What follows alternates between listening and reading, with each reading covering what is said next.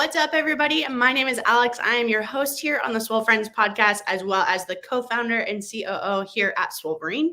Swolverine is an endurance athlete and active lifestyle brand. We have over 31, wow, that's crazy to say, 31 different products in the daily health supplements, as well as performance, that are all proprietary, blend-free, clinically dosed, and scientifically proven effective. But today, we're here on the Swole Friends podcast, and I'm joined by Adam Neiffer. Adam is a veteran CrossFitter, one of the OG CrossFit affiliate owners. He's a husband, a father, a former firefighter, and more recently, he's known in the community, I guess, as the coach to the two-time fittest man on earth and CrossFit Games champion, Justin Medeiros. This podcast episode, we're going to talk and follow the theme of the Iceberg Illusion. Sure, you might know Adam as Justin's coach, or maybe you might not know Adam at all yet, to be honest. But what you don't know is what lies beneath the surface and the tip of the iceberg. So what is the story, the adversities, the challenges, and the triumphs that have led to Adam's success as a business owner and as a coach in the CrossFit space over the last 14 years?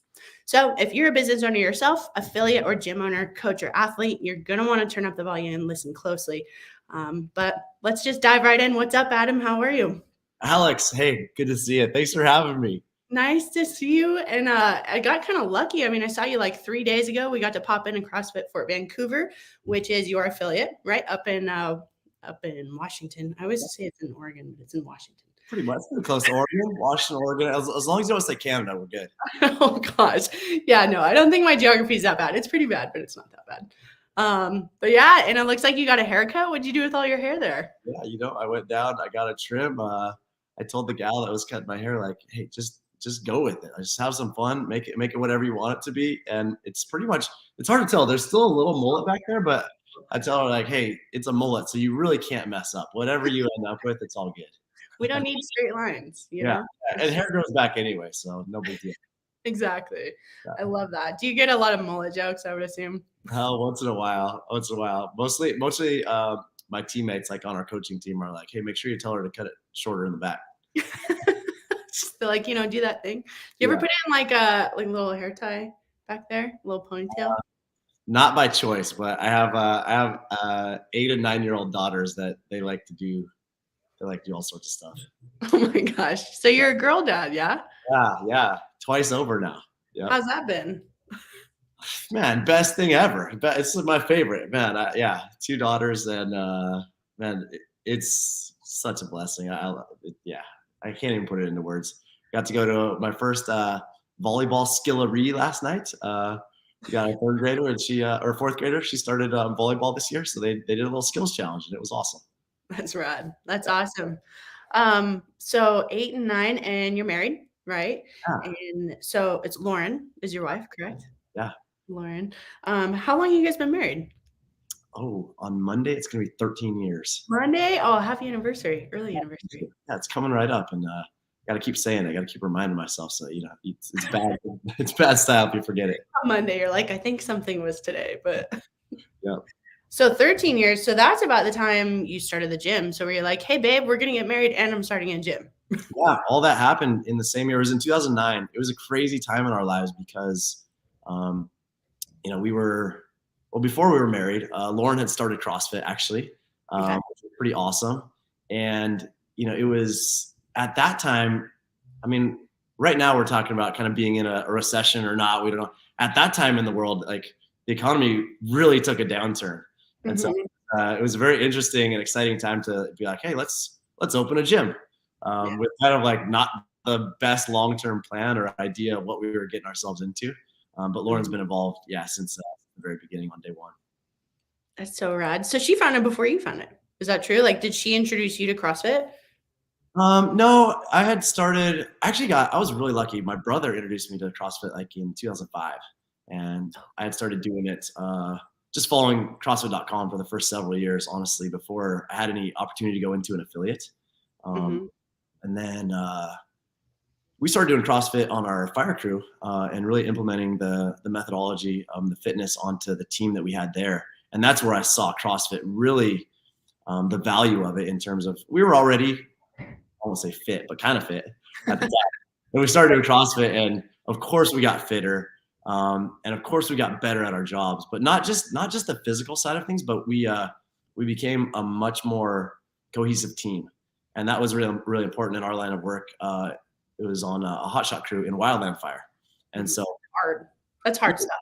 Yeah, it's hard work for sure. Super physical job. And honestly, certainly your job, your livelihood, and sometimes your life is dependent on fitness. And so to go from a crew that was like pretty fit to a crew that started doing CrossFit, that's where I really was like, man, I am convinced that this is the best thing. There is nothing better out there in terms of physical training for firefighters for sure, but then for everyday people that just want to get healthier or fitter, the potential to improve through CrossFit is amazing. And so that was my transition of seeing what's possible through CrossFit and then applying that to the everyday athlete is that's what I do now. Yeah, absolutely. And I think that's one of the things that's made you guys really successful is you're able to apply the philosophy and the methodology across every level of athlete or every level of individual, right? You walk. Go ahead. I hope so. You're like, I mean, maybe. Well, outside opinion, it's always really cool. I mean, even when we were in there. So if you guys are listening and you obviously don't go to Fort Vancouver, Swolverine, we were up there, just supporting kind of the Chad workout on Friday for Veterans Day. And just hanging out, I think is the best part about coming in there is like everyone's really friendly and welcoming. But, you have people in one side of the gym who are doing like their Olympic lifting and like really throwing down with their coach, and the coach is watching like every inch of their movement. And then, on the other side of the gym, you have everyone doing Chad, and then you have people doing qualifiers, and granted, like Friday, I think was a unique day given that the Fort Vancouver championship is coming up, right? So we had that qualifier going on. Yeah. But you look around and you see all different kinds of bodies. You see all different kinds of abilities and levels and kind of like where people are at in life, right? And it's very inclusive. It's very welcoming. And I think that that's what, as a gym owner, that community you want to create. I think CrossFit kind of already sets you up for that. But in that community, it does take leadership and it does take effort in that framework to create that. Do you think that that's been hard to create over the years, or do you feel like that's something that kind of came naturally? Yeah, I would say the second. I would say that it has come very naturally for us. And part of the reason is, like you mentioned, CrossFit, it's not necessarily for everyone, but everyone can benefit from it, right? Yeah. And so, early on within our kind of gym community, we really tried to serve or cater to those people that were just sharing the same values that we do, which is to show up, put in some hard work, be humble, try to improve, but do it within the framework of kind of a team environment, and understand that, like, yes, we have these individual goals that we want to pursue, but they're all important, and they're all better suited when we work toward them together. And so early on, the competition or the competitive side of CrossFit, because you have CrossFit as kind of the one piece being health and fitness and the other piece being the sport. And I've never understood over the years why those two pieces have sometimes been at odds with each other, because in my mind they're so symbiotic, right? For those of us that are training to improve our lives and become healthier, improve our fitness so that we can be better parents, grandparents, better at our jobs, enjoy a higher quality of life, whatever the case may be. And then you have another group of folks that are like, man, I want to do more than that. And I really want to see what's possible. Really, the sport is just a reflection of, the possibility, the potential that we can achieve through CrossFit. And I think that's pretty awesome to be able to serve both of those kind of communities within the same roof.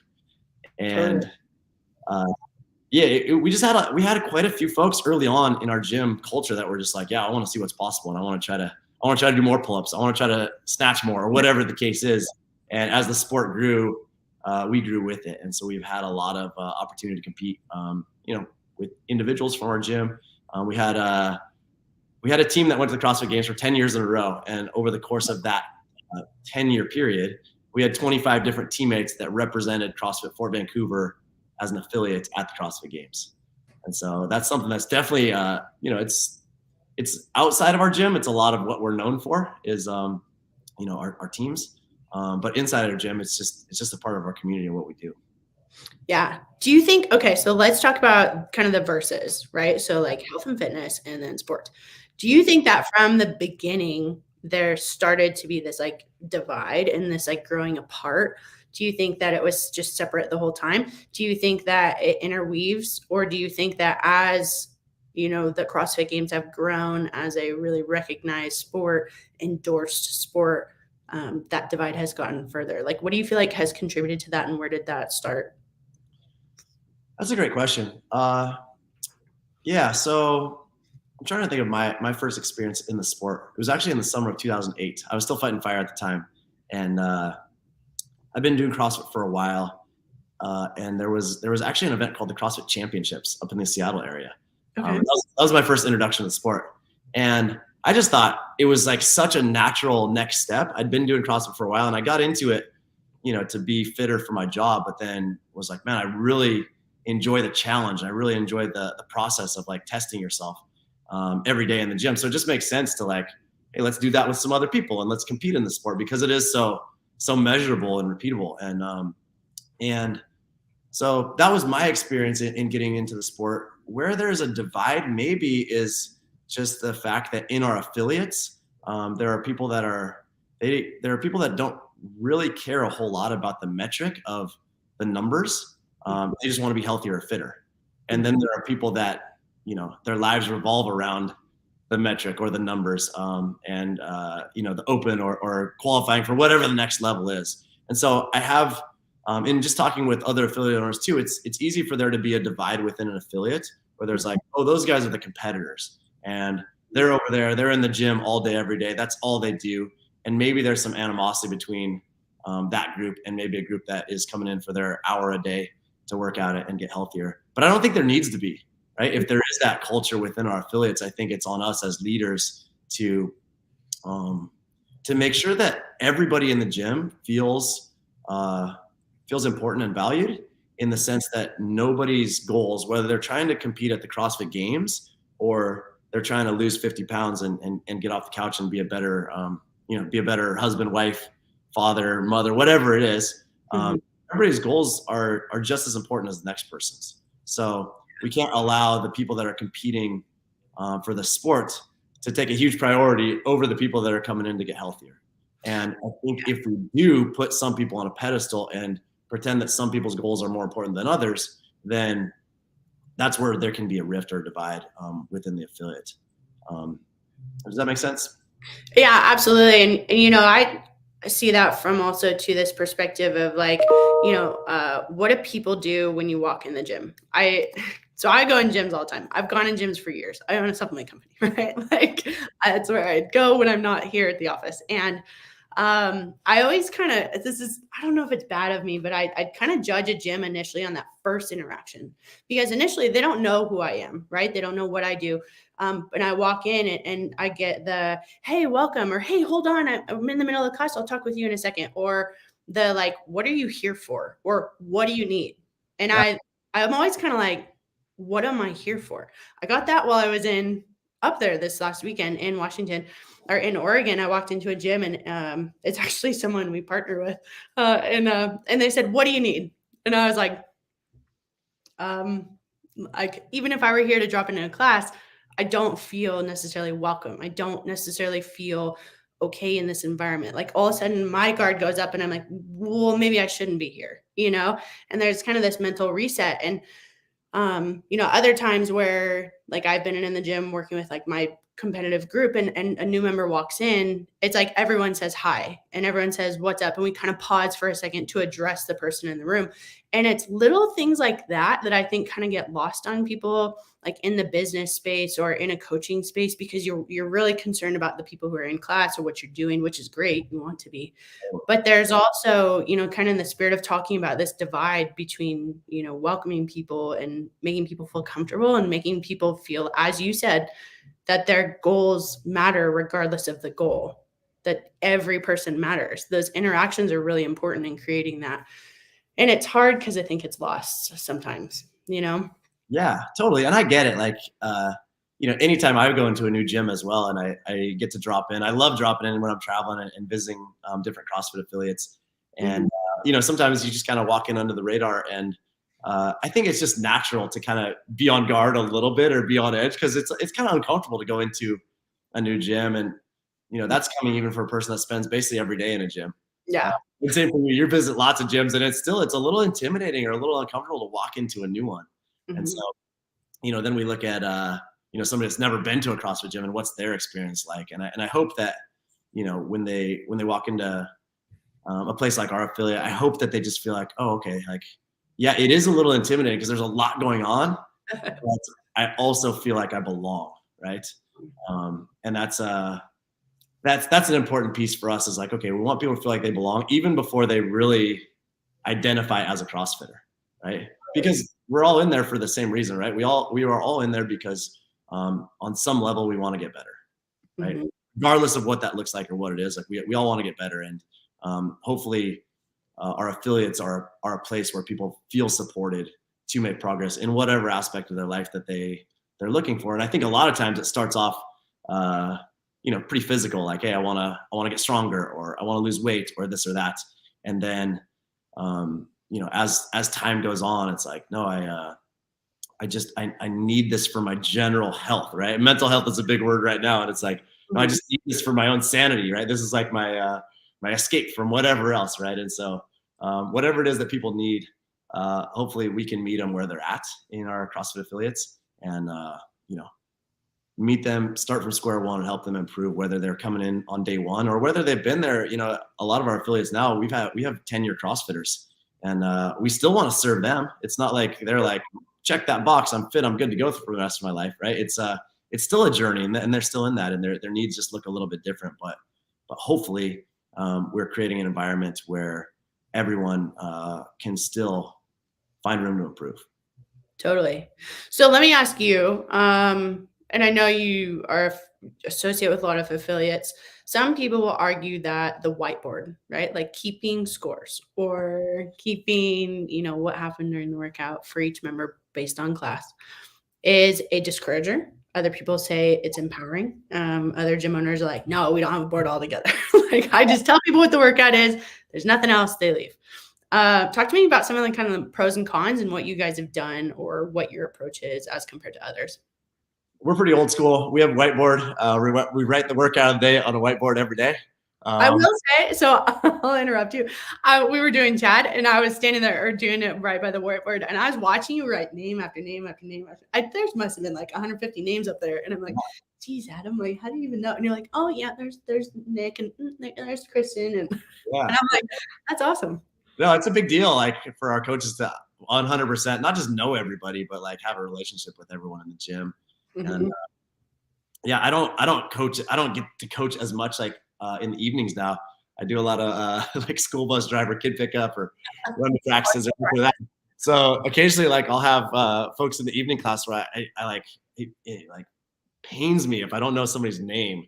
And, so and maybe part of the whiteboard is like, as a coach, like, just taking the time to write somebody's name down on the board every time they come in, and that person hearing their name, like, hey, Alex, man, it's good to see you. How you doing today?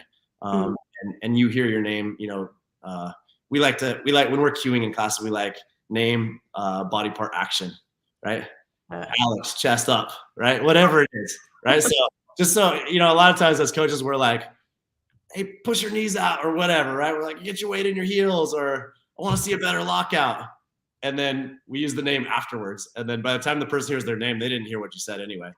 So, that's a good point. That is a good coaching technique. Simple name, body part, action. And then from there, it's like, we write the names down on the whiteboard every day. And part of that is maybe selfish in that, like, repetition allows us to make sure that we know everybody's name and we're on a first name basis with everyone. I don't think it's too hard in the beginning as affiliate when you have, 50 or 100 people coming into your gym. It's pretty easy to remember everybody's name, but as you grow over the years and the community gets larger, man, I don't know about other gyms. I can only speak for ourselves, but like having the whiteboard up there, it's a big deal for us. As far as like feeling discouraged or not, there has been, I would say, kind of a topic that comes to top of mind with the whiteboard is that idea of RX or not, right? And that's been a big conversation in the community for a lot of years. How we do it at our gym is we don't really have RX or not. We do for like the for like our competition, we have an RX division and a scale division. I don't know that those are the best names, but those are the names that people are familiar with. Mm-hmm. Give us a framework to kind of work from based on what people are familiar with the CrossFit Open. Mm-hmm. But the whiteboard, I get how people can maybe feel intimidated by that, but we don't define anybody's value by their performance anyway. So the whiteboard, I feel, is more of a motivator than anything else. And it is some accountability, right? Like you're not just coming to the gym and going through the motions. You're going to come in and we're going to work hard at something. And whether it's writing down a time or a weight or a number of reps, like you're accountable to that. And that process, I think, is a powerful tool in helping us work hard, and it gives us something to work toward. And I love that. And so, yeah, if there are people that don't like having their name on the whiteboard, like that's okay. We're going to put it on there anyway. And yeah, it happens. I know a lot of places it's now there's the TV screens and it's on there, and I think that works great. It's probably real efficient because you don't have to get there at 4 a.m. and write up the whiteboard. It's just not how we do it, but no judgment from me. Whatever works for you, and you get people moving well. That's awesome. Yeah, absolutely. Do you guys offer individualized programming in the gym, or like do you separate kind of daily versus competitor programming? What does that look like? So how we do it in our affiliate is we just call it our CrossFit for Vancouver general CrossFit programming. That's kind of the template for most of our gym members. We have a layer that's built on top of that called CFV Sport, which is the CrossFit for Vancouver sport programming. And this is for anyone that wants to train for more than just health and fitness, but wants to train to be competitive in the sport. The CFV Sport program is built on the foundation of whatever the class workout is. So it's not like, hey, these guys are doing that and these guys are doing that. Everybody starts with the workout of the day, because we believe that if you want to be successful in the sport, you better be pretty good in the basics. And our regular gym programming is very, I would say, influenced by CrossFit.com, because for me personally, and I get to do a lot of the programming at our gym. That was my first experience with CrossFit. It came from CrossFit.com early on, so it's very classic CrossFit programming. And then if you want to excel in the sport, in addition to that foundation of CrossFit, you need to spend some extra time on the movements that we see come up frequently in the sport. So develop in your Olympic weightlifting, a little bit more higher level gymnastics work, and some extra conditioning and strength work as well. In addition to that, there are a lot of folks in our gym that do strictly Olympic weightlifting, or do some CrossFit and some Olympic weightlifting. And so we're super, I kind of pinch myself every day because we have an amazing coaching team. Really from top to bottom. I'm just like, every day I'm like, man, how are we so fortunate? Like, cause I learn, like I take our classes and I learn from our coaches. I'm like, man, this is awesome. And on our Olympic weightlifting side, specifically Coach Eric, he went to the Olympics twice. He was in 1992 and 1996 in Barcelona and Atlanta, and competed in weightlifting at the Olympics, and has had a lot of experience over the years, and really has dedicated his life to the sport of weightlifting. So to have him, leading our weightlifting team and program is definitely a blessing for our community. Yeah, it's huge. Yeah, it's awesome.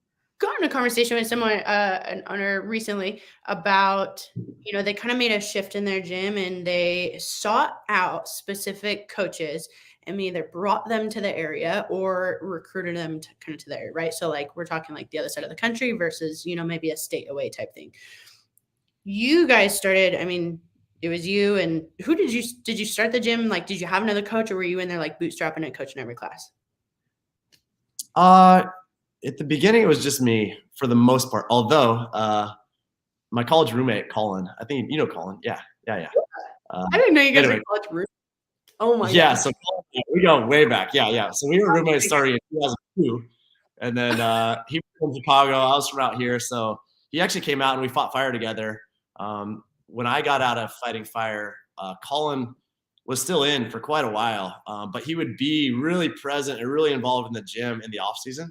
Because in Wildland Fire, there's not really a whole lot going on for us in the middle of winter. Yeah. And so he would be here in our gym, and he'd coach whenever he could. And he's definitely been involved from the beginning. And then about probably 5 years ago, he made that transition to full-time CrossFit coach. But he's been involved, like literally. Colin and I did our first CrossFit workout together in 2005 in Wisconsin, and he's at the gym coaching our. What time is it? He's going to be coaching a class right in like 30 minutes. So yeah. Oh my gosh, that is so funny. Yeah. Okay, so so you started with just you guys, basically. We'll say that, right? Yeah. And so back to the conversation. So seeking out new coaches, right? Rather than just being like, hey, yeah, this member, they coach because they're like CrossFit and they have their CF1, right? Yep. We take care of their membership. Do you feel like it's important for gyms to seek out coaches and bring them in from other areas with those expertises? And how has that positively, like profoundly impacted the gym and the quality of services that you guys offer? Or do you think that like it's kind of based on the community, and if you have more of the community base where you kind of bring in the person more locally and just kind of hearing their expertise is also a good model for people to follow as a gym? Yeah, I think both work really well, and it depends a lot on the community. And that's one of the things that I love about being a CrossFit affiliate is there's so much freedom in how we choose to operate our affiliates. We have this amazing gift of CrossFit, which we believe is the best approach to fitness in the history of the human race. And so it's amazing, right? And the ability to just positively impact people's lives through what we do. And how we apply that, there's so much freedom and there are so many great ways to do it. And I think a lot of it comes down to the individuals that are in leadership positions in their gyms and the communities that they serve. And so, we start every big decision with, does it serve our community, right? Does it do the most good in our community? And if we can say yes emphatically to that question, it's like, man, that's an easy decision. Secondly, we lean into our core values of who we are and what we're about in terms of our mission. Our core values are being humble, hungry, and awesome. And we have some things that define those, but our mission is really to build a family of humble, hungry, awesome people that love others and live healthy lives to the fullest. And so that is those are the pillars that kind of guide our decisions. And I think it is important as leaders, as affiliate owners, as coaches, to have values, to have mission, to know what it is that you're about and what you're trying to do. And once you have those pieces in place, there's a lot of ways to move forward and to get there, right? Yeah. And for some, you have amazing people in your community that want to coach for the right reasons and are already in relationship with other people in the community, and that works amazing. And that's probably where most of our coaches, almost all of our coaches, have come from. In other areas, you might have a need that, like, man, we really need to fill this spot, and we need to look outside to help to hire to fill that need. And I think both work well, and it really depends on the community and finding the right people. If they're right there in your community, awesome. Let's figure out how to teach and develop them into the coach or the role that you want them to play in your gym. If they're not there yet, then looking outside to help find them is a great way to go as well. So I wouldn't say that. I don't usually speak in absolutes, like this is the way it's got to be done. A lot of different ways to. Never a good idea, really. Exactly, ever. Never works that way. And then just when you think you have it figured out, you're like, nope, guess I didn't. You gotta go back to the drawing board there. Humble, then you get hungry. Yeah, exactly. So yeah, I don't think there's necessarily a right or wrong way to do it. I can say that over the course of the last 13 years as an affiliate, we probably tried almost everything. Yeah. There's lots of stuff we haven't tried. I'm sure there's lots of other things that we will do, but our coaching staff now is actually a bit smaller than it used to be. Okay. And the reason being is, there was a period of time, maybe from like the 3 to 6 or 7 year mark, when we had a lot of people that wanted to coach, a lot of people who had either had a life-changing experience with CrossFit, or maybe a friend or a family member had been impacted in such a positive way that they were like, man, I'm drinking the Kool-Aid. I want to be a part of sharing this with other people. And I love that, because we have so many people that got into coaching for the right reasons, not because they were like, hey, I want to get paid to do this, or I want to hang out in a gym all day because I hate my other job, or this or that. It was literally people that just want to help other people. And having that heart of service and wanting to serve and help other people is really core to, I think, every good CrossFit coach. Totally. What we found is we had a lot of people that took level 1, amazing. A lot of people coaching, but what we had is a lot of folks coaching for the right reasons, but they were doing it maybe as just kind of like a part-time side job to whatever else their life was revolved around. It wasn't the way that they made their living. It was like, hey, I'm a teacher or a firefighter or this or that or the other thing, and I coach 2 classes a week here or there. And so lots of coaches that are coaching for the right reasons, and that worked really well for us for a lot of years. And then we got to a point where our gym grew enough that we decided, hey, instead of having a lot of coaches do a little bit of work, what if we tried to create an environment where the CrossFit coach could evolve from a part-time coach that has another job or a young person living in their parents' basement to a career position, right? Where we could have coaches that like, this is what they do and they're professionals at what they do. And from my perspective, it's like, we want people on our team that they absolutely love their job. They want to do nothing else. And they can make a living doing it, right? And so I kind of backed up a little bit as a leader in the gym and looked at like just career in general. We all kind of want the same things, and we call them like 3 boxes of fulfillment. We want to love what we do. We want to make a positive impact in the people around us, and then we want to be able to make a living doing whatever it is that we do. And to be able to like check all those 3 boxes is I think pretty unique and pretty rare. There's a lot of people I know that they make an amazing living, but they don't really love what they do. Or they make an amazing living, they love what they do, but they don't feel like it makes a positive impact. Or they make a positive impact, they enjoy what they do, but they don't make a living doing it. Or they get 1 or 2 out of those 3.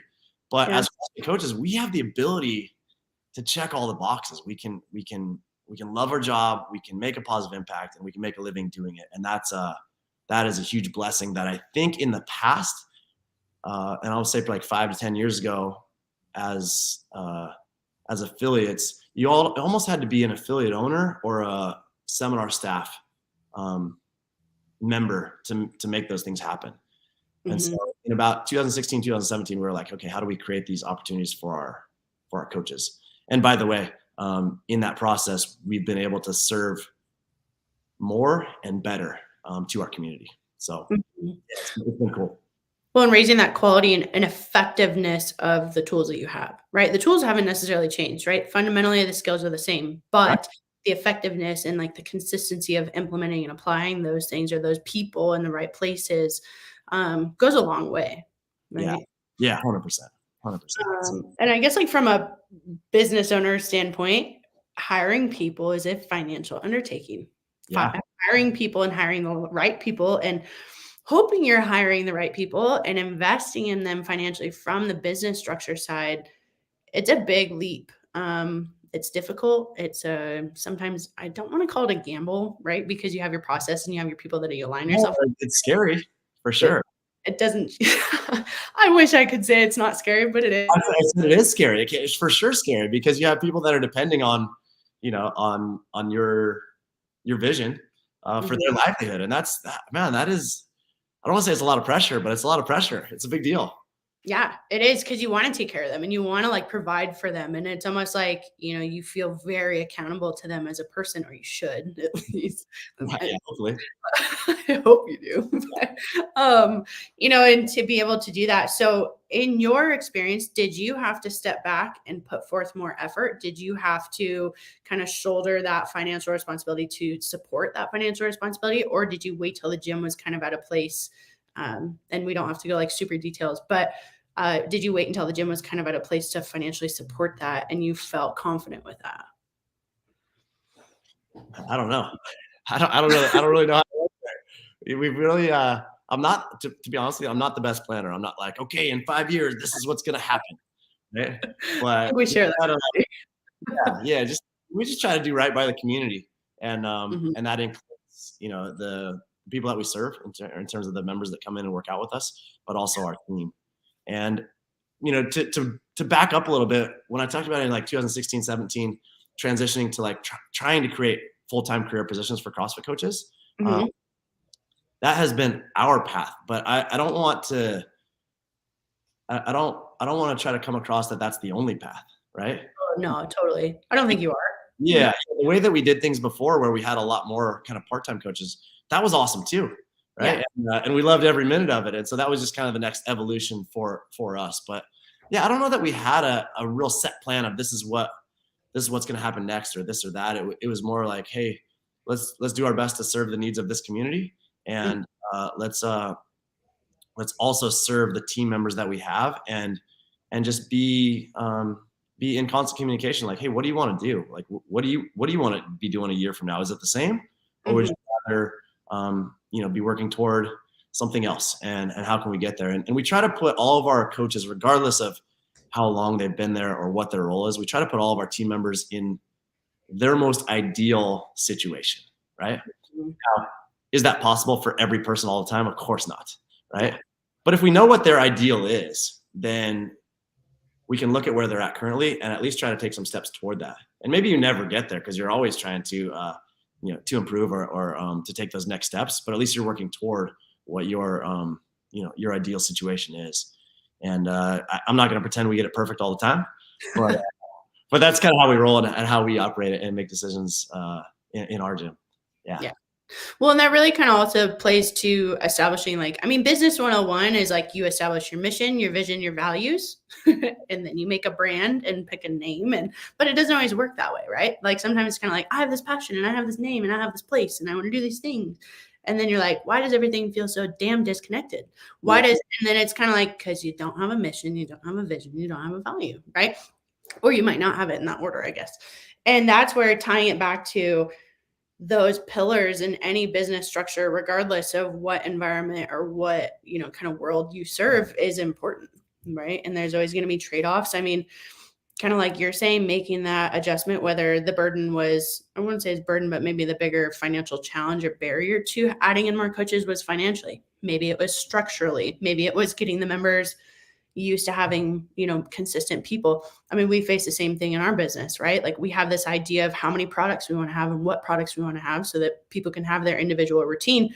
But launching a product is just as expensive as hiring someone. So then it's kind of like, okay, I still have these 12 hats to wear, but we launched this new product. Isn't that great? Yeah. And so, as you kind of go, like you're saying, there are no absolutes. And this is specifically to like a lot of our business owners listening to this, a lot of our other affiliates. You have a lot of rapport with other affiliates. We have a lot of relationships with them.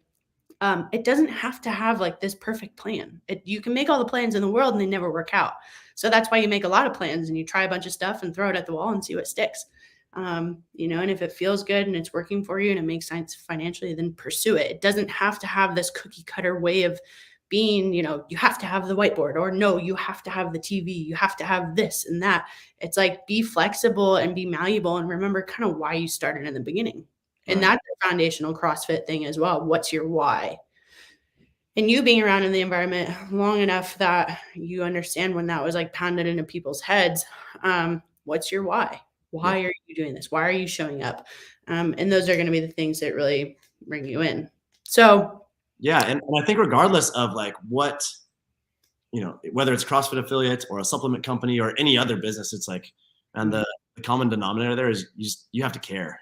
You have to care an awful lot. And if you care a lot about what you're up to, man, you figure it out. Like everything is figure outable, right? Totally. Yeah. I like that. Figure outable. You figure it out, and it might take a while, and you might mess up a couple times. But okay, if you care and you care about the people that you serve and the people that you work with, you find a way, right? And you figure those things out. Yeah. And I mean, as cliche as it kind of sounds, like money is fluid. You know what I mean? Like there's going to be times where it's there and there's going to be times where it's not. But if you're doing things for like the passion and the right reasons and like the desire to serve and the desire to give quality and effectiveness, then those kind of things come along with it, right? It's like your aesthetic. If you're going in your gym and you're enjoying your process of working out, your aesthetic will follow. Your health will follow. But you got to enjoy the process along the way. And I think it's super important for businesses, regardless of what the business is, to be able to say like, yeah, obviously we have to be profitable. Otherwise, we're not going to hang around. We have to be profitable to be sustainable. Yeah, right.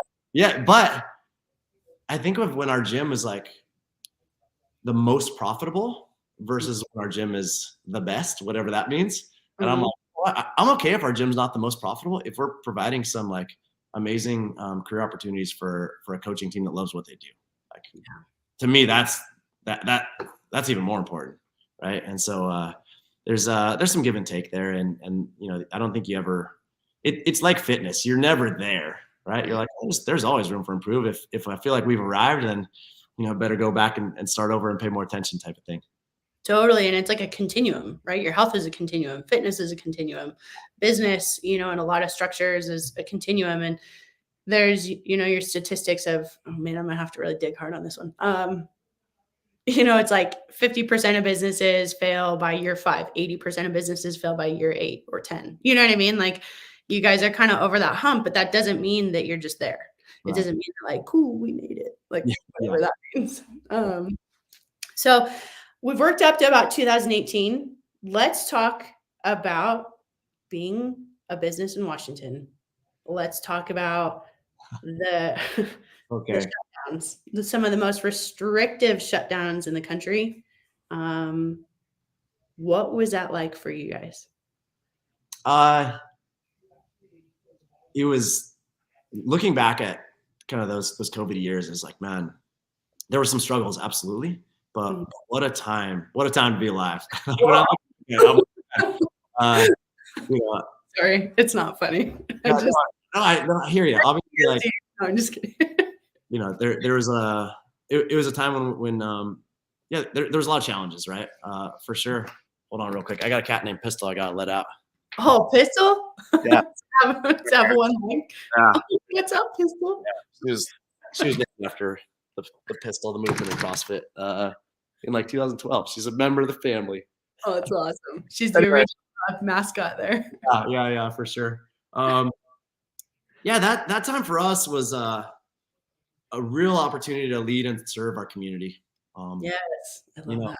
Early on, man, none of us knew what we were getting into. So things shut down a little bit. And I think we were closed for a couple months, March to, I don't know, April, May, somewhere in there. Yeah. So we had a few months where it was like, this is crazy, because we're basically open 365 days a year. And now they're telling us we're not, we can't go into our gyms, type of thing. And so there's an opportunity to really connect with our community. And really, I think it was an opportunity to remember why we train, right? Like we train for this exact situation. Like, we want to be healthy. We want to live lives where like we can say yes to life. We can say yes to anything that we want to. We can, go on a hike. We can go help somebody move their refrigerator. We can do whatever we want to and not be limited physically. And a big part of that is, when circumstances come around health-wise, we are more resilient, right? Because we put in the time and the effort on a day-to-day basis. And so I think it was kind of proof of the value of taking care of yourself. And there's lots of ways to do that. CrossFit just happens to be the best. So then, then we opened back up.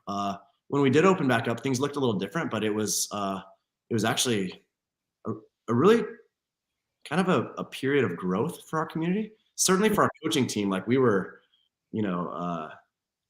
we were definitely like in probably more communication than we even are on like in regular operations. Like, hey, what are we going to do today? What does next week look like? These types of things, and just trying to make sure that we were staying present and reaching out to people in our community, and staying involved in their lives and trying to serve whatever needs they had, getting them equipment, all that type of stuff. And then when we came back in, it was cool because I feel like we all grew closer. Like we all just, experienced something that was unknown and uncertain and a little uncomfortable. And then we got back together, and that was pretty awesome. Definitely don't want to be insensitive to, I know that lots of people lost loved ones and went through some really difficult times there. But in November, when the state of Washington said, hey, gyms need to shut back down, that was some tough information to hear for us, because at that time we had 0 cases of COVID in our gym. And so we were like, wow, this is tough, because we feel like we're part of the solution, not only from a physical fitness and health standpoint, but just a mental health standpoint of people being able to like come together in the gym and do it in a safe way.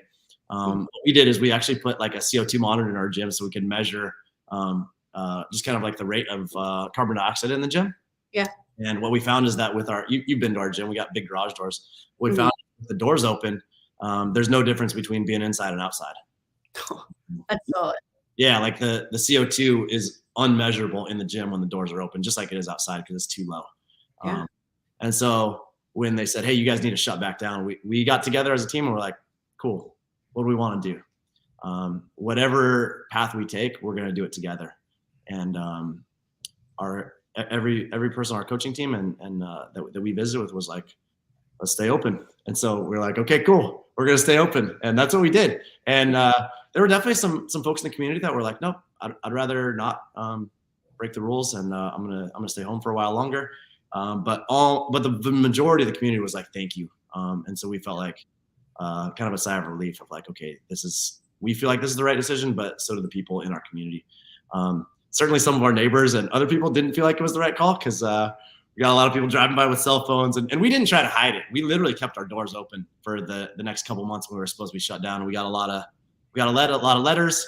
We got a lot of threats for fines, civil penalties, criminal penalties, all these different things. And it was kind of like, all right, well, we're just going to roll with it and see what happens. And at the end of the day, none of them ever came to fruition. So a few fines, but that's it. Yeah. So not a big deal. And we felt like, it was a good opportunity for us to show up for the community. And, I know different people had different beliefs on what the right thing to do was. And let's be honest, nobody really knew. Lots of people felt like they knew, but we were just trying to do the right thing. And so that's what we did. And, I will say there were definitely some challenges, but when I look back at that time, I'm also thankful for the growth that we experienced through that time.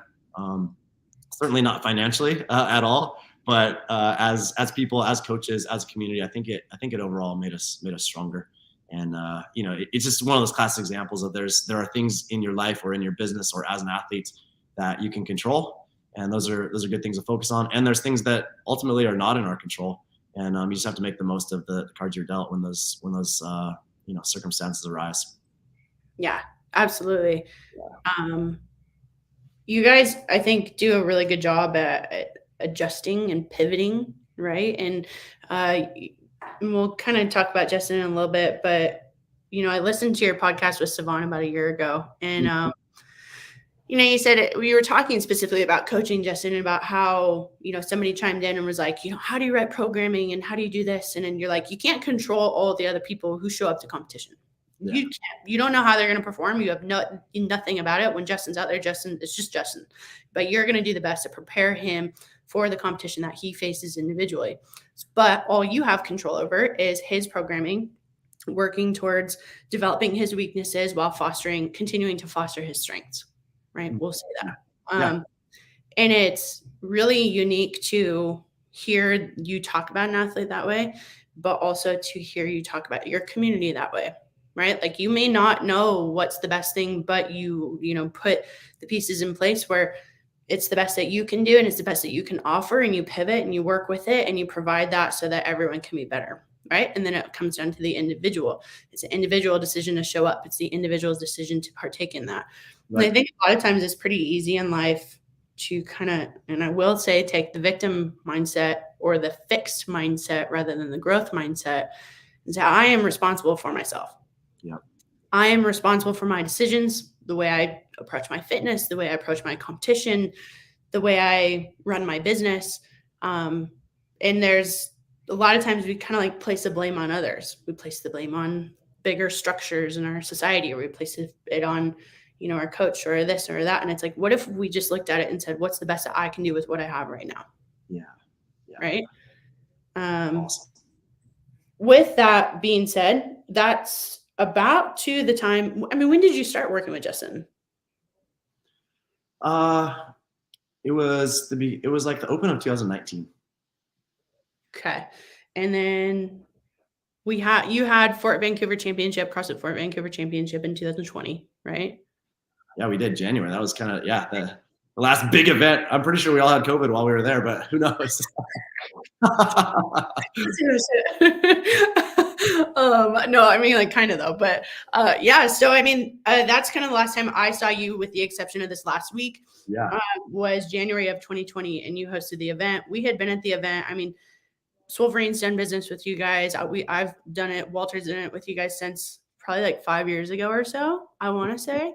At least, yeah. It's kind of crazy to say by now, but it's been an amazing journey, and that was kind of, I mean, each year was the biggest event we looked forward to, right? Especially living in Washington, having the business in Washington, and going to that. And it was 2020 January, and then COVID came around in March, officially, and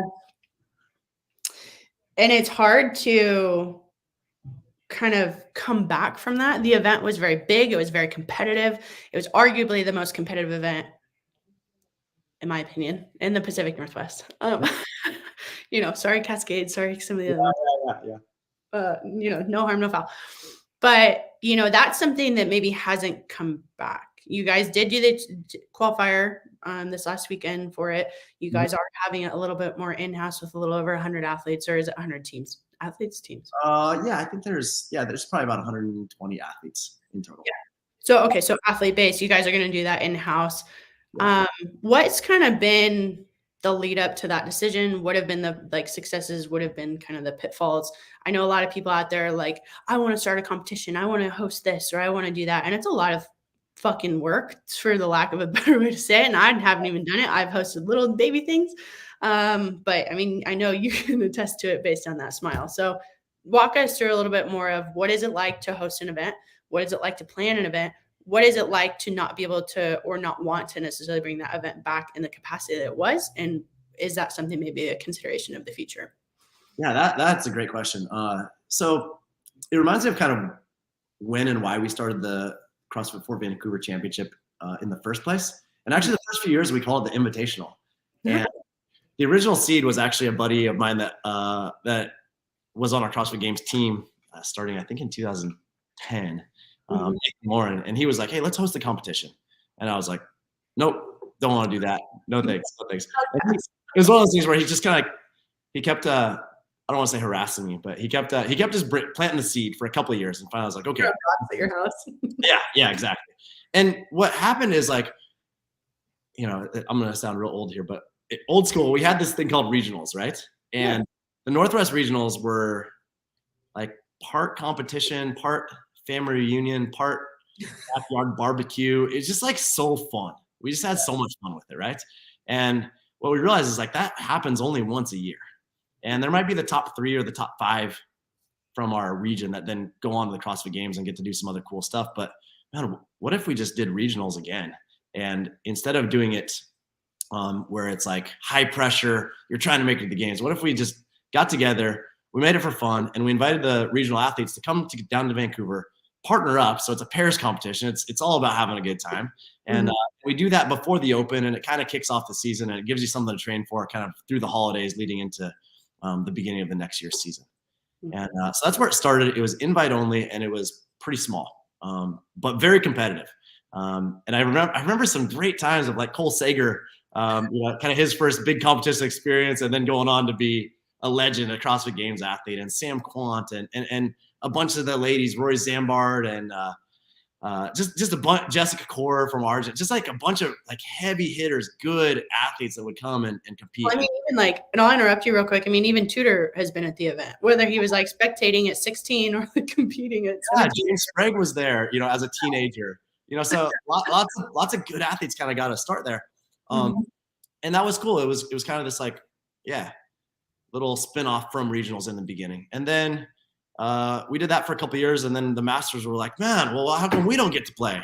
And so we added masters, right? And then there was people from our gym that were like, man, I want to do it. And so we added a scale division, and then we made it a little less competitive because there were lots of, as the sport has grown, there's lots of like sponsorship opportunities for the athletes that are at the top of our sport. And so we were like, okay, let's make it a little bit more community based and give lots of people the opportunity to compete. And I think in 2020 there was, I don't remember the number of athletes, but it was 300 plus athletes competing at that time. And so it grew into something that was pretty awesome. And every year was a little different, and we would try to just get feedback from the athletes. And it would evolve into what the community wanted it to be. It has also been a very cool opportunity for our gym and the volunteers from our gym to work really hard at something and look back and be like, yeah, we did that. That's awesome. And everybody was really proud of a job well done. So it was definitely an opportunity for us to come together. And then it always kind of had that reunion, and it was cool for us to get to see you guys and to see some of the other local brands that are so ingrained in the space and supportive of athletes and affiliates. And honestly, like in our gyms, allow us to serve our community to a greater degree, and to be able to get those groups together at the championship was also awesome. Yeah. And then in 2020, we did it. The next year, I mean, there were too many hoops to try to jump through to do a live event in the state of Washington. Yes. Yes. So we didn't. But also, so we did it online the last 2 years, right? Which is pretty lame. I don't really love online competitions. It's like it was like, yeah, you get to do the workouts, and the cool part is we had some participation from Serbia and all over the world, which was cool. But I mean, an online competition, although it's it can be fun, and it's nice because you don't need to travel, but it's just not the same as doing a live event. Totally. So then we kind of went back to the drawing board, like, hey, what do we want to do this year? We decided that we wanted to move it to December instead of January, just to we felt like that was a better time for us, just as the kind of the CrossFit Games season ramps up. We feel like December is going to be a little bit better. We decided let's do an online qualifier, just because you mentioned it being a big, like, large scale event and kind of one of a few kind of premier bigger events or bigger gatherings in the Northwest. And the reality is that exactly what you said, that becomes a full-time job for the team that runs it. Totally. And because that team that runs it also has a lot of other things on their plate, we all felt like, you know what, let's scale it back a little bit this year. Let's host it in our gym. We also, I mean, you see like competitions now, there's like, it's craziness like that they're not paying their prize payouts or whatever. It's like, shoot, thankfully we would never found ourselves in that boat, because we would just be like, hey, we're only going to give away as much as comes in. We're not going to promise anything that we can't deliver on. That's a big one. Yeah. So that's a whole nother conversation, but we've always tried to like give away as much as we can, and us not renting a super expensive venue allows us to give more back to the athletes and to a nonprofit that we're also supporting this year. And so, yeah, it is going to be a little bit smaller event. The future, we'll see. This is our 10th year hosting the CrossFit for Vancouver Championship. It's the first time we've done it in our affiliate. Yeah. So we'll see how it goes. Maybe it's awesome. We're like, man, I can't wait to do that again next year. Maybe nobody likes it, and we're like, oh, guess we're not doing that next year. We'll see what happens. But at least you're trying to try it, Yeah, exactly. So we'll see where that goes. I'm excited about it.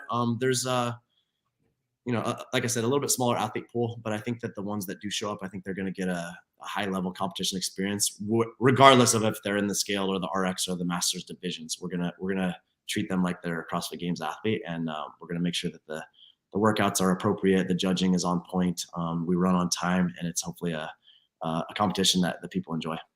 Yeah, absolutely. I bet it will be, for sure. So kind of going back to the iceberg analogy. I mean, you guys listening, you guys watching, you're hearing all these things that Adam's doing, all these like irons in the fire that he has. You hear how he's built over the years and been malleable and flexible and been able to pivot and surrounds himself with people who also support that mission, vision, and that goal for CrossFit Fort Vancouver, as well as who are able to align with him as far as like, Adam, like your values and who you are as a person. I mean, you're pretty easy to get along with, but it's also really important that you surround yourself with people who make you better too, right? You are who you surround yourself with. That iceberg goes very deep underneath the water of what I think a lot of people see you as, whether it's on social media or come to know you as, is just like a really competitive gym that always sent teams or athletes, or now being known as one of the elite coaches in the CrossFit space. So leading up to becoming Justin Medeiros' coach, how did you coach a lot of athletes moving up to that point? Have you always coached high level athletes? Have you always been involved at the games level? What's kind of been the runway for the plane of coaching for you into getting to this level? Maybe so we can know, but also so that if someone's aspiring to be that coach, aspiring to work with athletes like that, what can they do, or what can they kind of model or mentor you for? Yeah.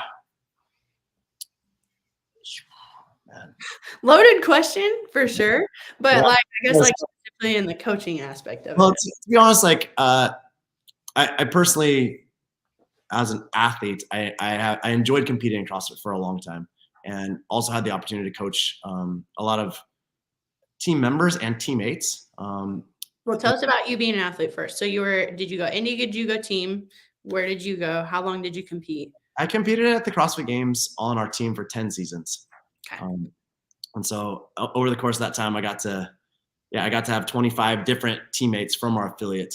And so I got to experience a lot of different athletes in terms of what works and what could work better in terms of learning, and both men and women.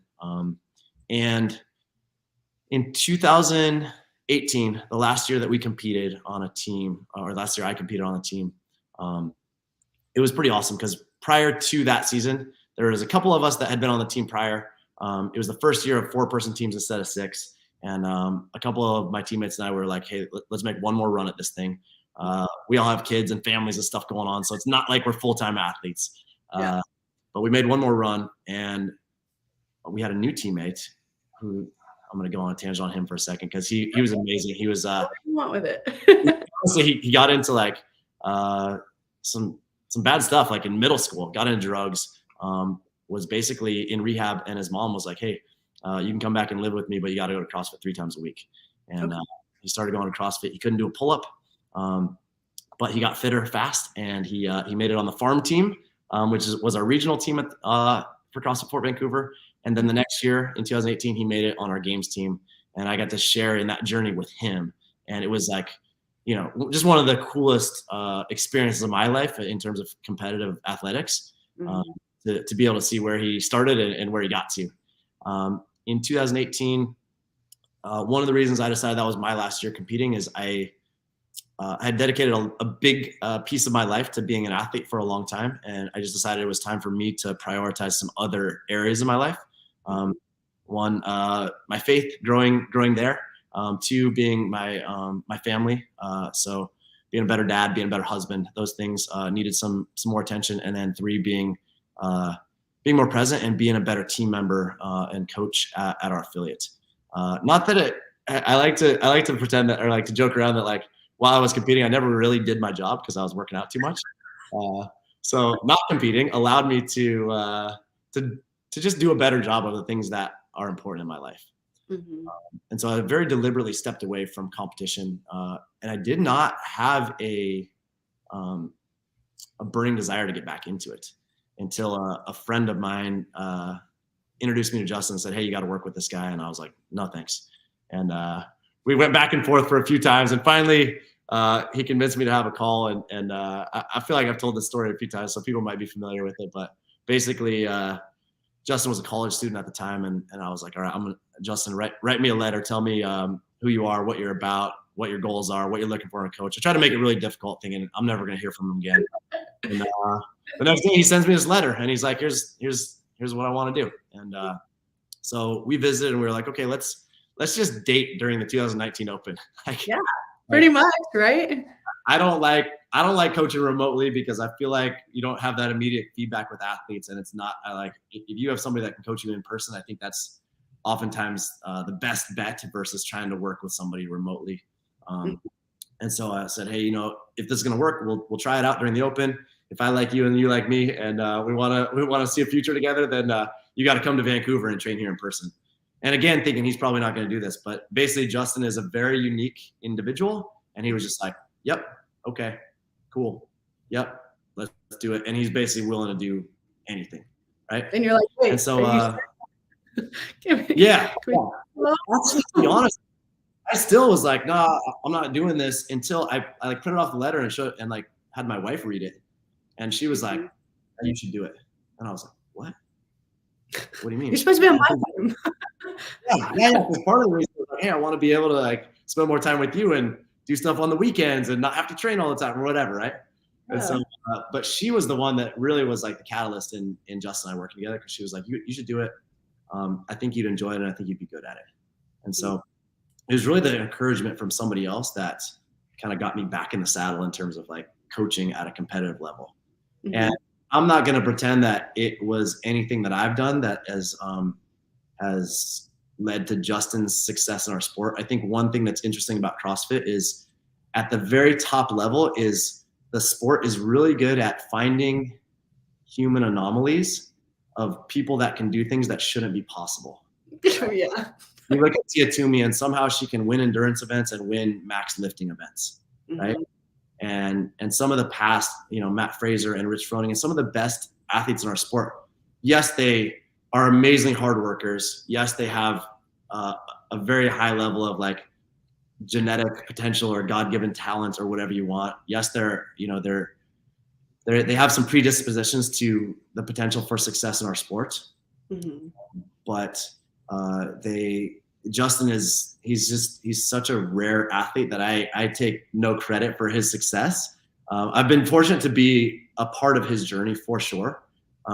But I do feel like he has the physical tools, he has the mental, just the work ethic, the attitude, the ability to suffer and compete to be successful. And so I just, like I said, I feel blessed to be a part of his team.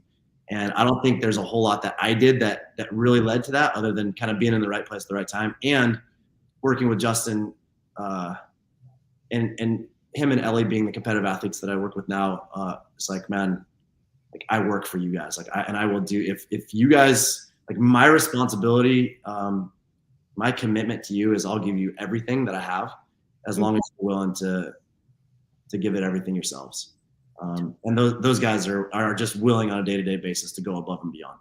And so it's easy for me to be like, okay, I'm gonna lay awake at night, like figuring out, okay, what are we gonna do next? How are we gonna level up? How are we gonna go from being, the fittest man on earth to being like, all right, how do we get better? Because like you can't just like pretend that you check that box and it's just gonna stay the same, right? You got to constantly be like trying to figure it out. Mm-hmm. And in our sport, there's no blueprint for like, hey, this is how it's done. I think that you have to be willing to be humble and learn. I've been fortunate to work with some other folks. The biggest one that's a part of our team this last couple of years has been Jesse Bufano. He's a strength coach, and he's got a extensive background in powerlifting. And so bring him onto our team, knowing that like my experience is in competitive CrossFit, and he can give us a lot and really be a valuable asset to our team. And he really like is cut from the same cloth. He's a former wildland firefighter. He's like an affiliate for a long time. In flame. Like forged in flame, exactly. So yeah, I mean, just being humble and being willing to learn and ask the tough questions and have the tough conversations with people to improve. And that's not limited to like Justin Elliott and the people at the top of the sport. But I will say that our sport is at a place now where these guys, this is what they do. Like they are professional athletes in every sense of the word. I haven't been around a ton of other professional athletes in other sports, but I would be surprised if there are other athletes in other sports that outwork these guys. And they really do build their lives around competing. So if they're willing to do that, like, and they are going to trust me to be their coach and to lead them, it's like, man, I'll give them everything I have. Mm-hmm. And I had this conversation with the owner of V23 Athletics. He's over in Colorado, and we were talking about, he always reminds people on his social media, at least like in general, that like I am at service to you. Like to other coaches, don't forget you are at service to them. They are not service to you. They can go find another coach. They can go find another program, another gym, another whatever they're doing, right? It's almost like an employee as well. I mean, well, anything in life, but we'll stay in the coaching lane. And it's like you provide the service. You are not the exact reason why they're successful. You are not, it's even like supplements. We are a very small piece of your journey and how you're successful. But ultimately that goes back to being on you, right? And he uses this analogy of like we build the cathedral, right? Like we are to service to them. We are to lift them up and embrace them and provide them in a place where they can be the ultimate human that they can be, right? And we use that in Swolverine's analogy, right? Like, we're just here to help you be the best human you can be, reach your ultimate potential. That might not mean you get to just stop working on it. That might not mean like you fully understand it in the moment, but to be able to provide that framework and to provide that, like, just kind of grooming, it's like, oh, go this way, oh, go that way. You know what I mean? And that's exactly what you're saying. Is it? There are many pieces to that puzzle that leads to success. 100%. With coaching Justin, so you said that you coach him remotely. It's not necessarily your favorite thing to do. What type of challenges has that presented to you, and how have you had to change maybe some of your philosophy or your way that you approach coaching traditionally to adjust to him?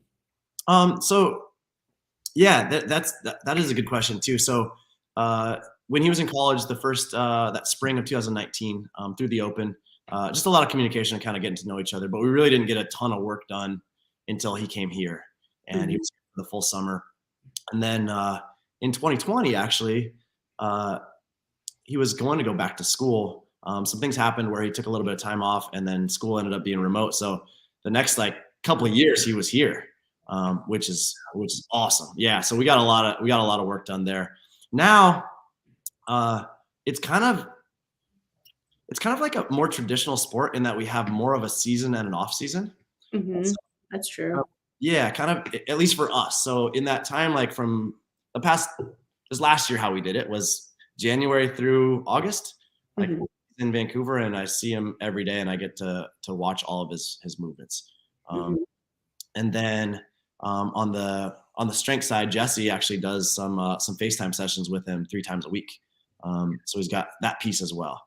And then during the off season, he's back in Boise, and so he trains there. And to answer your question about the unique challenges, is just really just staying present and making sure that our communication is something that we put a lot of effort into. And really, like right now, like just did Rogue, that went pretty okay. And so it's like, giving both of us some time and space to not be just 112% checked in is pretty nice, and an important piece of the process. Yeah. Really? Sorry, I got to plug in my computer real quick. Oh, it's okay. Yeah. Don't die on me. No. Okay. So, kind of going back to the dating analogy. Speaking of dating, so I'll reference Savon's podcast again. You said you wouldn't bring on another athlete because Justin was your focus. Yeah. Well. And then came Ellie. Here we are. Yes. And if I'm not mistaken, Justin and Ellie are dating. And you coach both of them. And I remember dating in my 20s. And now that I am the ripe old age of 30, I don't always think that, I'm like, that's a big risk to take. So without saying too much there, what was some of your thought process of bringing Ellie on? Ellie's a phenomenal athlete. I don't know her personally. Seems like an amazing human. But given the picture, talk to me about kind of the thought process that went into it for you with bringing on not only another athlete, but specifically this athlete. Yeah.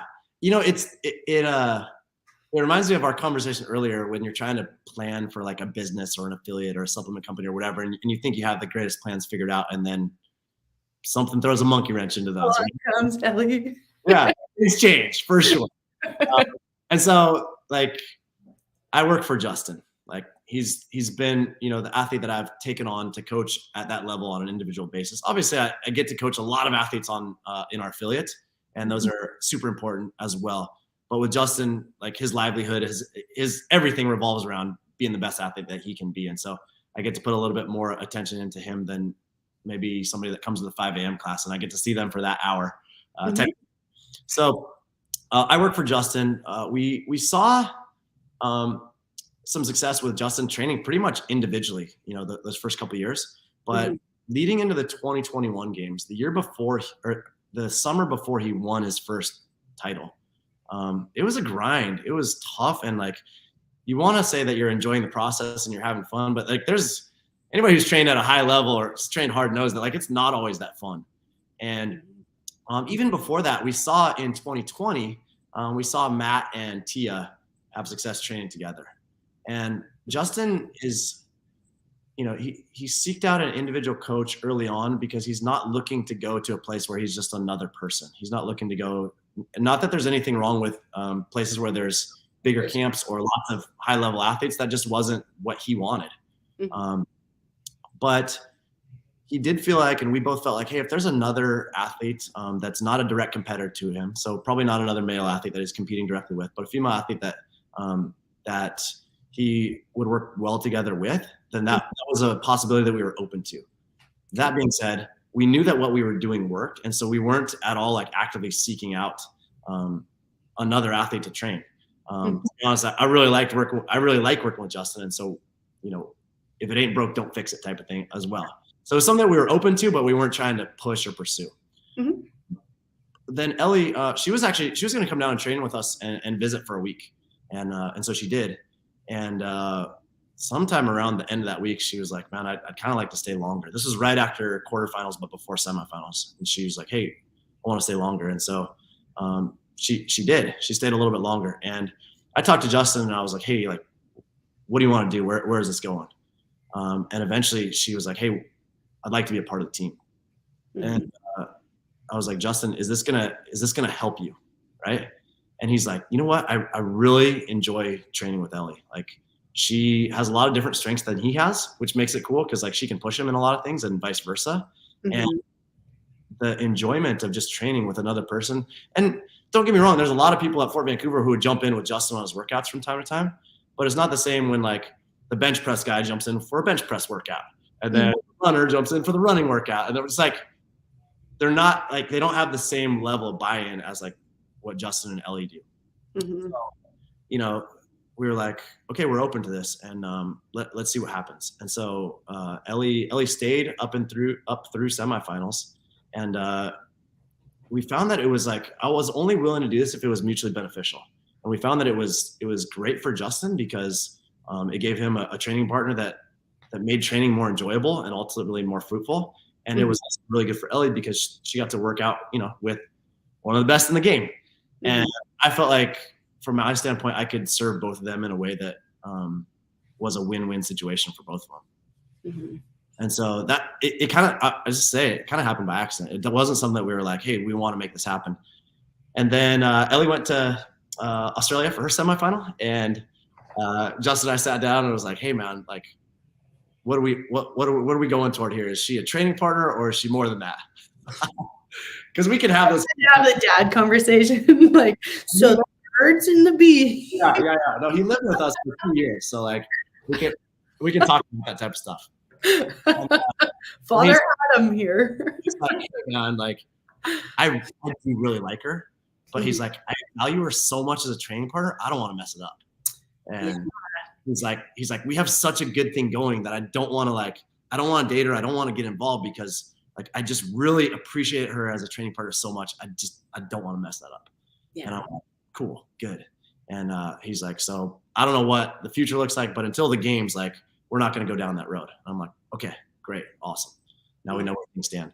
And then, right around the games, it was like, yeah, well, we tried that. And, now we're going to date. And so I'm like, cool. Like that's the next step. And we did have some like conversations about, hey, when we're in competition, and we've had a couple competitions now, the games in a row to test this, it's like, hey, you might be in a relationship, but like, you're still athletes first, right? And you're not like, if one person has a bad event or has a bad day, we're not bringing down the rest of the team, and vice versa, right? Like, we have to be able to like separate emotion from what we're up to and what's important in terms of being an athlete and competing.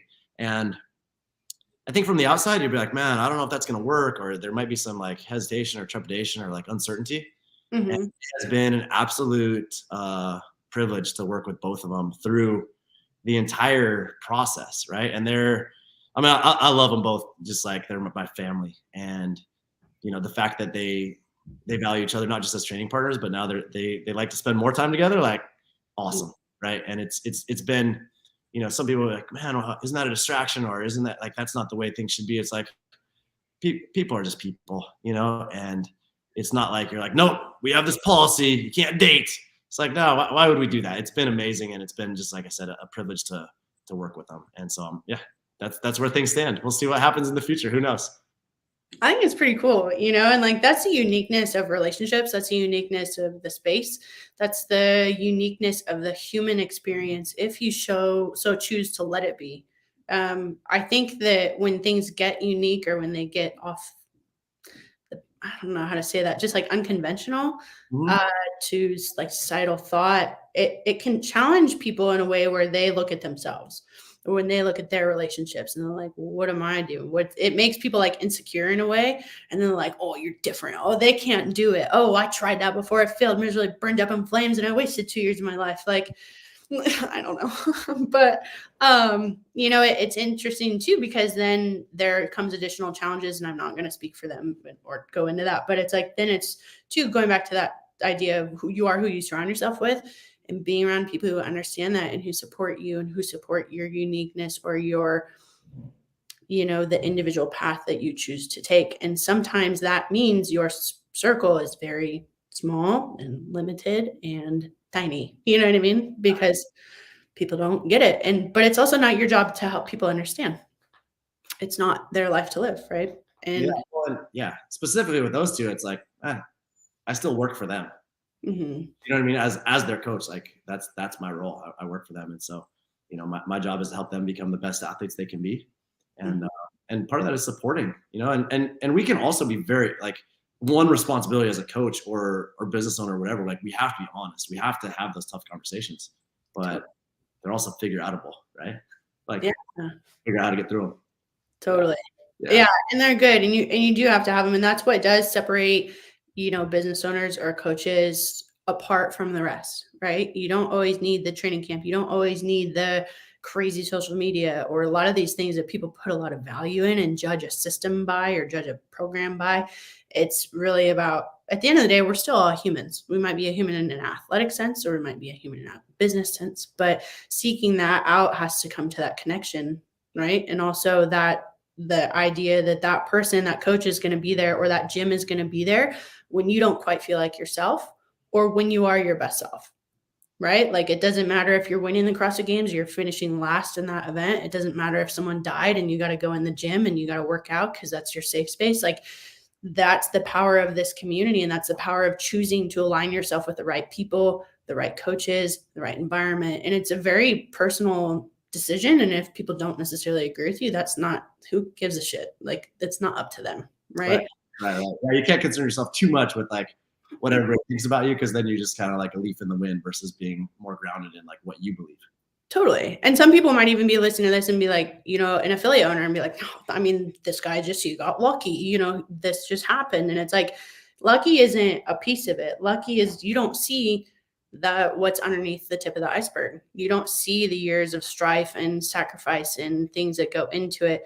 And I mean, there's people like Justin who they're just kind of like a freak of nature, if I can dare say that, or just like this phenomenal one of a kind athlete. Right. But a lot of times, I guess the bigger thing I want to encourage here is like, look deeper beneath the surface, right? Like, look farther than social media. And that's really one of the whole reasons why we started this podcast. And I like to sit down with our Swole friends like you, Adam, is because it's like, whoa, so yacked. Is that we're flexing on camera for our audio listeners. Just is that you can see that like this is a real human thing, and like kind of at the end of the day, it's not as serious sometimes as we make it, right? Like businesses and coach athletes and be the fittest on earth, but it's like, dude, if you're not having fun, figure out how to have fun, right? So your 3 pillars, remind us again of those 3 pillars that you talked about earlier. Oh, humble, hungry, and awesome. Yeah. Humble is just really like putting others before yourself. Hungry is you want to be like striving for something, whatever it is, trying to get better. And then just being awesome is like trying to be a person that other people want to be around, right? Like being true to yourself. And it's a journey, man. It's fun. I think like it's easy to judge what other people are up to, but at the end of the day, we're just all out here trying to do our best, and that's pretty awesome. Hell yeah. I love it.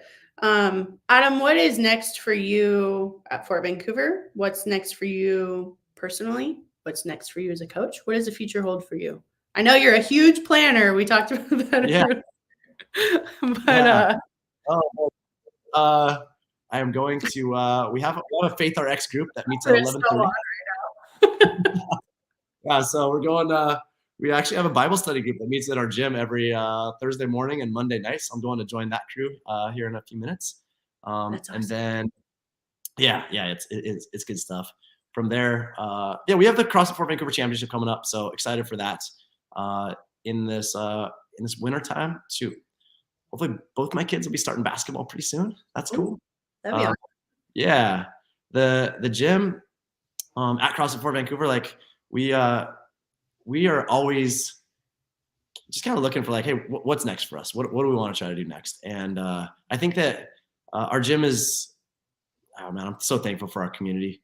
But my job is to work for our coaches and to continue to help them pursue the journey that fulfills them. So working there.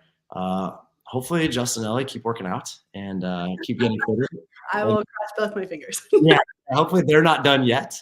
I'd like them to keep competing for a while because I think they could keep doing pretty okay at it.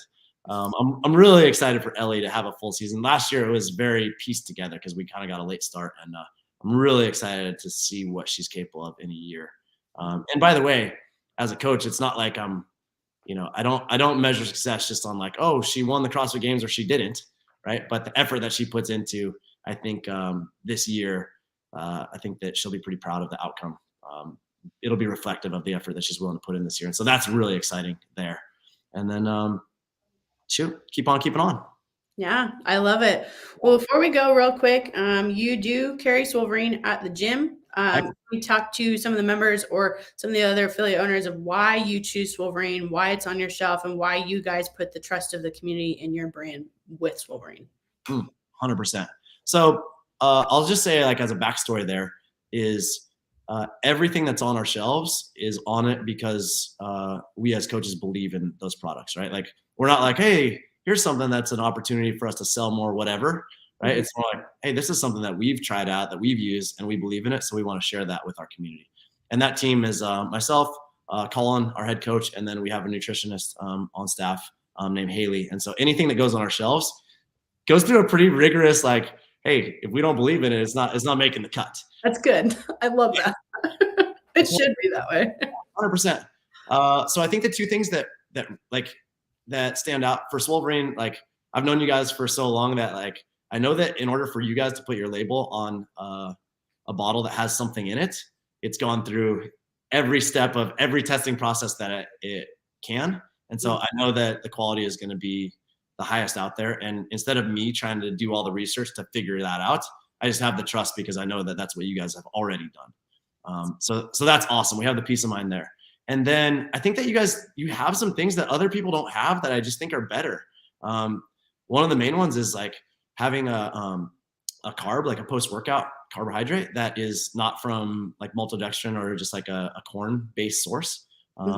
That you guys have one that's based with sweet potatoes and oats, because that's like both of those things are staple parts of my diet anyway. So they just make so much sense as like a post-workout carbohydrate. And so that's something that when I was competing, we used on our teams. All of our athletes did, and myself as well. So it's like, man, I am happy to recommend that to athletes within our gym. So that's awesome. And then the other one is the creatine that you guys have has been awesome. And I think as athletes, if performance and strength training is involved in your goals, creatine is a very simple place to start. It's like, man, it's one of the most highly tested things out there, and we know it works, right? And so your guys' product, I just think is like what our athletes have used for a long time in competition. So again, I'm like, well, I know it works, so it's an easy thing to recommend. You guys have a couple new things coming out that I just learned about that I'm pretty excited about, though. Oh my gosh, yeah. So we have the intra workout. So EAA's intra workout hydration, a little extra for your focus. I think the intros. I know the intro is going to be my favorite product that we've ever launched. I think I don't know. It's just, I could talk time blue in the face about that one. But we have the intro workout. It's going to be coming out in 2 different flavors. Cherry Frost and Tropical Blast. And then we also have the post-workout, which I know we had talked about. So previously leading up to this point, we have the isolate or the plant protein, and then we combine that with the carbs for a full post-workout. Right now, what we're going to do is take the post and we're going to put it together. So you have about 15 grams of carbs, 15 grams of protein, which is very important, especially for our athletes to have both. If you're not like on a weight loss journey or something like that, then they're both going to play a very important role in your recovery. There's also some really cool superfoods in there, like papaya and just pineapple and some really unique things that you don't typically see in a supplement, let alone a sports supplement. So those are going to be really exciting. We'll get those out to you guys to try at the gym, like ASAP when we have them in. I think intro is going to be here in like a week. So we have that coming out. And then are you guys joining us for the challenge in the new year? Maybe. I think we are. Yeah. Actually, I have a meeting with Haley later this week to just visit about how we can do that. But excited. Yeah. So we have that 8-week New Year's challenge. And we're going to focus on body recomp. So typically with athletes, right? Just reducing body fat, increasing the muscle mass. Whoa, mumbled that one. Lean muscle mass. And just helping the overall person, whether, you're trying to be really competitive or just kind of newer to the gym. So just, a little reason for a jump start is often less like what we kind of need sometimes to get on the right track. Yeah, exactly. And kind of with that one-on-one coaching, it's not like a traditional challenge where it's like, yeah, let's see who can win $500 and lose the most weight. It's more like one-on-one, like how do we actually make the next 8 weeks be like the next, what is that? 42, 48, 44 of the year. That was a terrible way of saying that, for the rest of the year. So anyways, yeah, lots of really cool ways to partner. Adam, it's always an honor to partner with you guys, with the entire gym. Colin, he's always great to, crack jokes at and try to make him laugh. I'm not a very funny person, so he's always like, that's not funny. So you gotta break him down a little bit. Gotta like kind of make fun of him a little bit. Yeah. No, it's been amazing. We really, really appreciate you guys. We appreciate our listeners out there too. Make sure to follow Adam on his personal page. It's ADAMNEIFFER. And if you call him Neiffer, he's going to punch you in the face. It's Neiffer. Make sure to go follow CrossFit Fort Vancouver. Check out the championship. So maybe if they host it next year, you can do it. Get involved. The Fort Vancouver Championship is also benefiting an organization. Can you tell us about that real quick? Yeah, it's called The Way. The Way Foundation is just it's actually an in-house nonprofit that we started, basically so we can do cool stuff for people. Yeah. If somebody needs something, we can help. Awesome. Yeah. So check that out. Also hop on their website. They do have a lot of sweet merch. If you are in the video, this is one of their t-shirts, tank tops. It's about $20. And subscribe to the YouTube if you guys missed this or want to catch the audio for a download later. We host the Swole Friends podcast on Spotify and Apple Podcasts, as well as Twitch. So make sure to give Adam a follow. Adam, thank you so much. Really appreciate you and the community. Tell Lauren hello, and we'll catch you next time, okay? Thanks, Alex.